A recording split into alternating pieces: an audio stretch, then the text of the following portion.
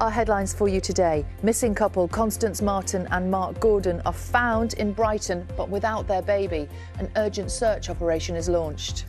Rallying support, the Prime Minister is in Belfast to persuade MPs to back his deal on post-Brexit trading arrangements for Northern Ireland. Tens of thousands of teachers across Scotland and the north of England go on strike in the fight for an above-inflation pay rise.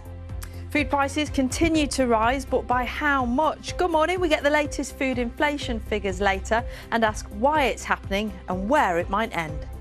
In sport this morning, one of the greatest finishes to a test match, how England lost by a single run in the second test with New Zealand. Ben Stokes' side producing a barely believable finish.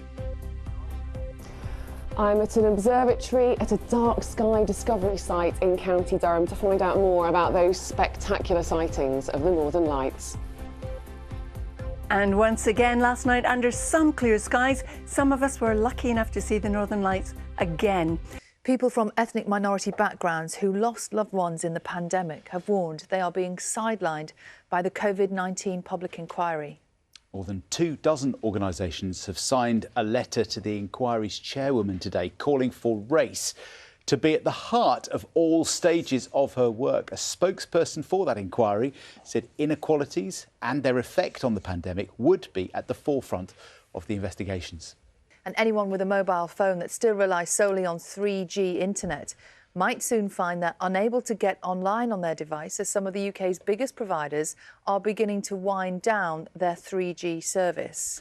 So here's what you need to know. Vodafone started phasing out 3G this month and says it will be switched off entirely on their network by December.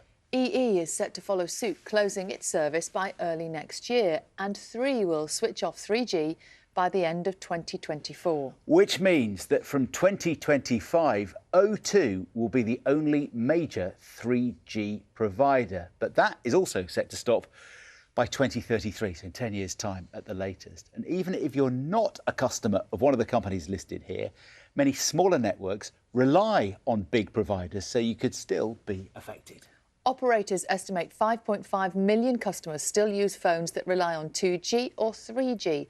That is around 6% of all mobile subscriptions here in the UK.